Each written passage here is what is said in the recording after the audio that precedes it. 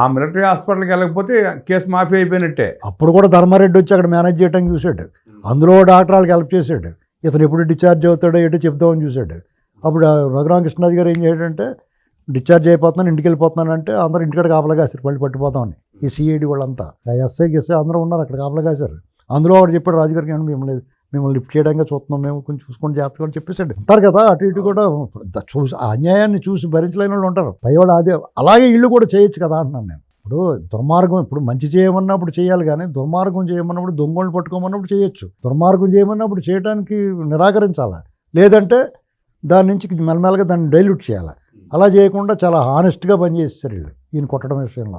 రఘురామకృష్ణరాజు గారు ఇంటికి వెళ్తానని చెప్పి బేగంపేట ఎయిర్పోర్ట్కి వెళ్ళి ఢిల్లీ వెళ్ళిపోయాడు. అప్పుడు తర్వాత ఆయన సెక్యూరిటీ వచ్చాడు. తర్వాత సుప్రీంకోర్టు నుంచి ఆయనకి రక్షణ లభించింది. అయినా సరే నియోజకవర్గం రానివ్వదు, అది వేరే కదా. ఇక్కడ సునీల్ నాయక్, ఇప్పుడు జగన్మోహన్ రెడ్డికి ముఠాలో సునీల్ నాయక్, ఇప్పుడు కార్ము నాగేశ్వరరావు కొడుకు సునీల్ కుమార్ ఎవరో ఉన్నాడు.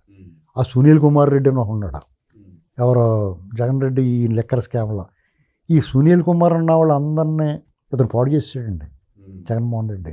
వీళ్ళు బాగా చదువుకున్న వీళ్ళిద్దరం, వాళ్ళు చదువుకున్నారు, మంచి కుటుంబాల నుంచి వచ్చారు కుర్రవాళ్ళు వాళ్ళిద్దరం, సునీల్ కుమార్ ఇలాంటి వాళ్ళందరూ. ఇంకో ఉన్నాడు ఇతనితో పాటు జైల్లోకి వెళ్ళినాడు. వీళ్ళందరూ వాళ్ళ జీవితాలు పాడు చేసేటప్పుడు వీళ్ళిద్దరు ఆఫీసర్ల కెరీర్కి మచ్చ. అంటే ఇంత చదువుకున్నప్పుడు వాళ్ళిద్దరిని మనం ఎక్కడ మెచ్చుకోవాలంటే, వివక్షకు గురైన వర్గాల నుంచి అన్ని అనుకూలంగా ఉన్న వాళ్ళు చదువుకుని మంచి ఉద్యోగంలో చేరటమే ఎంతో కష్టమైన పరిస్థితుల్లో అనుక్షణం వివక్షకు గురవుతా అవమానాలు ఎదుర్కొంటా ఏ సౌకర్యాలు లేని దాని నుంచి పైకి వచ్చి చదువుకుని జాగ్రత్తగా, రిజర్వేషన్ అయితే అయి ఉండొచ్చు, అయినా సరే ఆ స్థాయికి రావడం గ్రేట్.